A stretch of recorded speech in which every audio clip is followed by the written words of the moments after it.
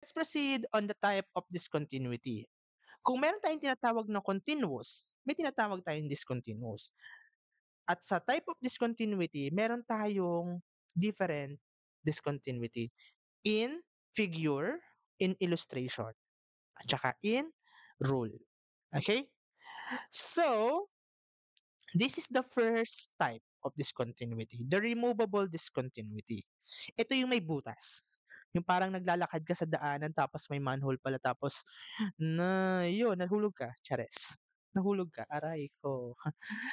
Yan, kung makikita nyo sa graph, saan dyan yung may butas? Okay, sa -1. Kapag may butas yan, ang tawag dyan ay removable discontinuity. Okay? Okay. So sir, tanong ko lang, nag-e-exist po ba yan? Nag-e-exist po ba yung limit niyan kahit ganyan? Yes po, nag-e-exist pa rin yung limit niyan ha. Okay? Yung f of c lang ang hindi nag-e-exist diyan. Gano'n siya.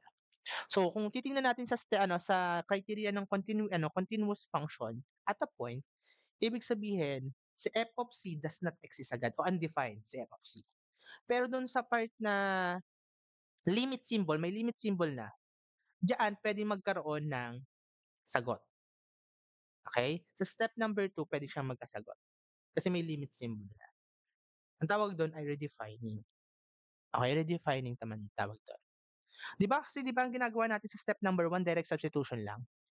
Dun sa step number 2 puwede tayong gumamit ng factoring, puwede tayong gumamit ng rationalization, okey? Kaya may makukuha kang sagot kapag may limit symbol. Tawag dun redefine. Okay. So, kung titingnan niyo sa example natin, lalakihan ko muna yung una, ayan. Yan na yung redefining niya. Dito muna tayo sa may butas. Sa step number 1, ito yung lumabas, may butas. Ayan. Ito na yung actual graph natin. Okay? Pero nung gumamit ka na ng limit symbol, may nakuha ka ng sagot ganito na. Redefining yan. Pero ang susundin nating graph ay yung original talaga. Okay? Ayan. Next. So, syempre, kung may hole, merong jump. Okay? Ibig sabihin ng jump, magkaiba yung left side at saka right side limit. Yan lang siya. Okay? Magkaiba yung sagot sa left side, magkaiba yung sa right side. Dito sa hole kasi parehas lang yung left and right. Yung limit nila nag-exist sa left and right. Ang problema lang dito sa hole talaga, yung f of c does not undefined. F of c is undefined. Okay? Jump discontinuity, hindi parehas ang left and right. Kung may jump, meron din tayong tinatawag na infinite example muna tayo, sorry. For example, okay, this is the graph for our h of x. Y is equal to h of x. What is the limit of our function as x approaches 4? 'Di ba ang sagot does not exist kasi magkaiba yung left and right. Pero pag tinanong natin, what is the limit of f of x as x approaches 4 from the left? The answer is 5. How about from the right? The answer is 3. Kapag hindi parehas ang left and right, ang sagot sa double-sided, does not exist. Diyan mapapakita yung jump discontinuity. Okay? Next, infinite discontinuity. Okay? Basta yung kunyari pupunta ako sa diyan sa example na 'to, okay? Papunta ako ng 0. Ano nangyari pagpunta? Wala akong na-meet yung yung graph kasi towards infinity. Kapag involve ang infinity, ang tawag dun ay infinite discontinuity. Okay? Ayan. Infinite discontinuity kapag involved ang infinity. Okay. So, try. Bibigyan ko kayo ng ilang segundo para masagot yung question. This is number 1. Ginagalaw ko yung number 1. This is number 1. Okay. Next, number 2. Ayan. Number 3 and number 4. Okay. Let's start with number 1. Lakihan natin. Ayan. Sana nakikita niyo kung sa OBS. Ayan, kita naman. is our function. What do you call the type of discontinuity present on number one? Actually, dalawa siya. Okay? Kapag may nakita kayong solid point, okay, tapos may hollow siya, pwedeng magkaroon ng, okay, very good, pwedeng magkaroon ng whole discontinuity, redefining. Kapag may nakita kayong shaded dyan, redefining ang tawag dyan. Okay? At kapag may redefining, ibig sabihin may whole discontinuity dito. Ano pang present? Okay, very good. Merong jump discontinuity. Okay? Jump discontinuity and whole discontinuity. Pero dito, okay na yung jump. Total yun naman pinakakitang-kita. How about number 2? Lakihan natin yung number 2. Ayan.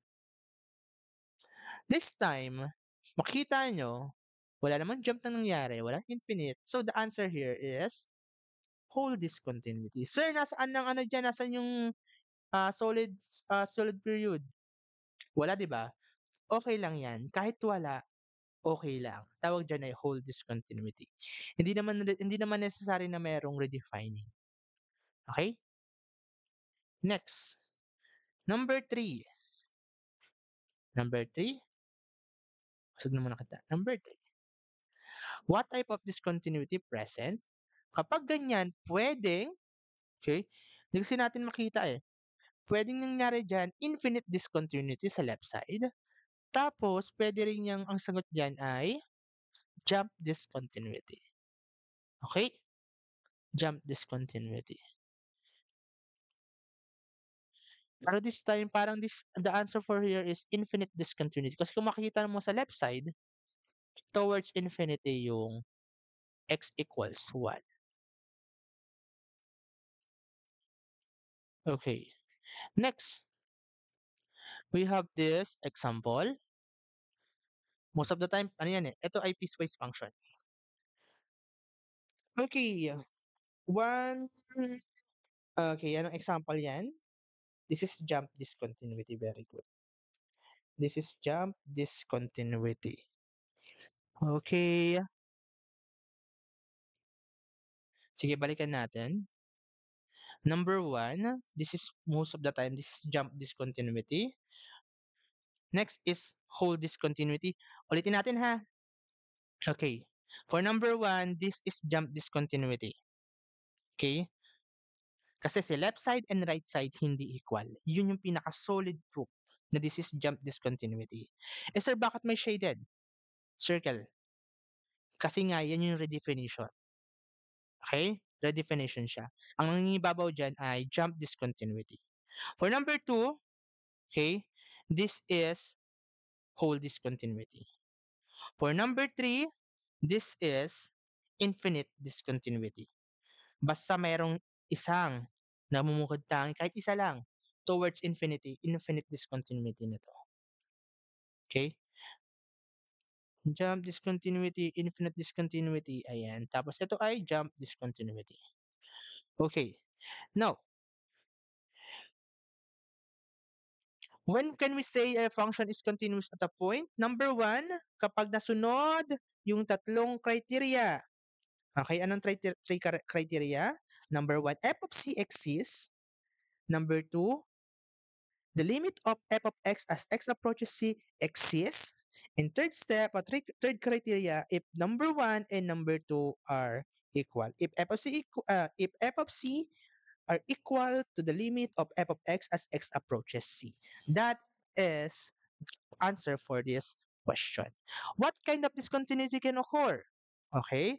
Paano daw kapag merong nangyaring ganito? Si f of c does not exist. Okay? Pero yung limit naman, okay, nag-e-exist. Tawag doon ay whole discontinuity.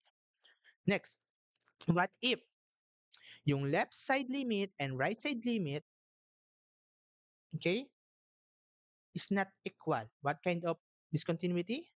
Very good. Jump discontinuity. What if, okay, one-sided limit ay towards infinity? Nandun na yung word? Okay? Infinite discontinuity or asymptotic or asymptote discontinuity. Okay? So for your assignment, page 70, letter A, 1, 3, 4, 7, 10. Okay. Next,